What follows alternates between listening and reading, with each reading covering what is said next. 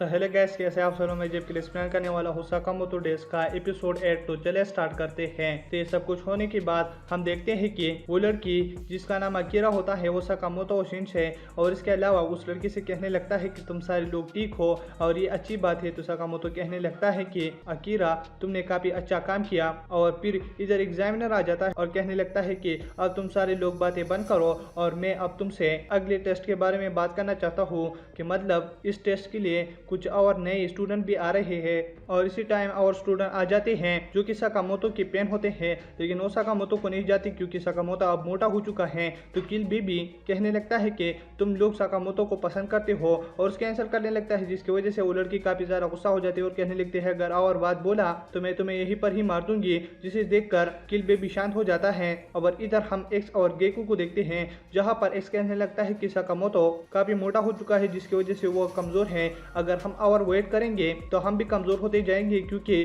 जितना हम वक्त लगाते हैं काम में तो इसी तरीके से हमारा एज भी बढ़ता है और फिर हम काम के नहीं रह पाते। तो गेको हमें जल्दी से खुद को तैयार करना होगा। और इधर हम साकामोतो और इन सबको फिर से देखते हैं, जहाँ पर एग्जामिनर कहने लगता है कि अगले टेस्ट में ऐसा होगा कि तुम्हें हेड बैंड दिया जाएगा और तुम सारे लोग ग्रुप में तकसीम हो जाओगे, यानी मीन 2-2 और 3-3 लोगों की ग्रुप में, और तुम एक दूसरे के हेड बैंड चुराओगे और जितना एग्जाम के लास्ट में एक आदमी के पास हेडबैंड होगा वही इसे जीत जाएगा।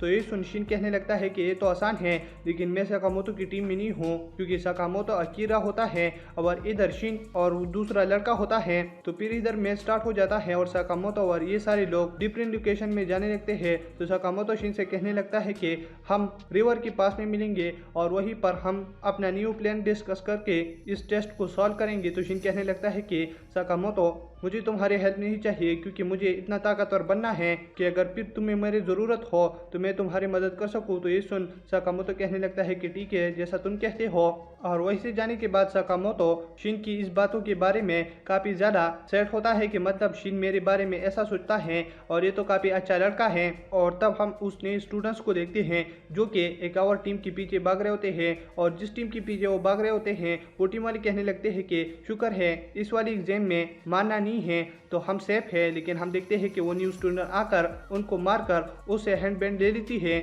और वो कहने लगती है कि नेक्स्ट कौन सा टीम होगा। तो शिन को देख लेती है तो कहने लगती है कि अगली बार इसकी है। और इधर साकामोतो अकीरा जो है ना खाना खाने लगते हैं। तो वहीं पर किल बेबी कहने लगता है कि इतने खतरनाक माहौल में तुम ये सब कुछ कैसे कर रहे हो और इसके अलावा हमें दूसरों के हेडबैंड जीतने हैं। लेकिन साकामोतो कहने लगता है कि खाना अच्छा होता है, हम पहले खाना खा लेते हैं। और फिर वहीं पर बटरफ्लाई आ जाती है जो कि किल बेबी पर बैठ जाती है। तो अकीरा काफी तेजी के साथ उस बटरफ्लाई को अपनी फिंगर पर ले लेता है, जिसे देखकर साकामोतो कहने लगता है कि ये तो असेसन वाली स्टाइल थी, अकीरा तो तेज नहीं है, लेकिन ये सब कुछ इसने कैसे किया।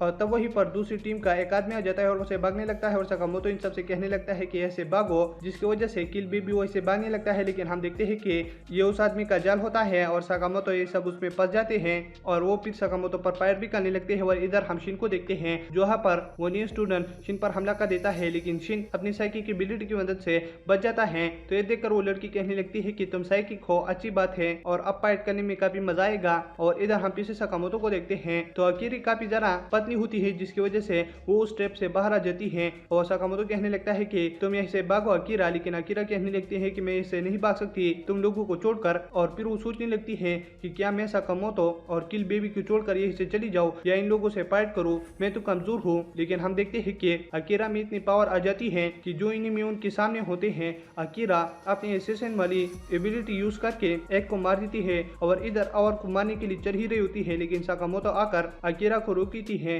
और साकामोतो कहने लगता है कि इसमें ये पावर कैसे आ गई। और इधर अकीरा फिर से होश में आ जाती है तो वो कहने लगती है कि सॉरी साकामोतो। तो साकामोतो कहने लगता है कि अकीरा तुम किस फैमिली के खानदान से हो। तो लड़की कहने लगती है कि अकाओ की फैमिली से। तो ये सुनकर साकामोतो कहने लगता है कि हमारे क्लास में जब हम JCC में थे अकाओ, मैं और नागुमो सबसे ताकतवर स्कूल के स्टूडेंट थे उस वक्त। तो मतलब अकीरा उस लड़की की बेटी है। और दोस्तों इसी के साथ एपिसोड खत्म हो जाता है। अगर आप मेरे चैनल पर नहीं हो तो मेरे चैनल को सब्सक्राइब करें और वीडियो देखने के लिए थैंक्स।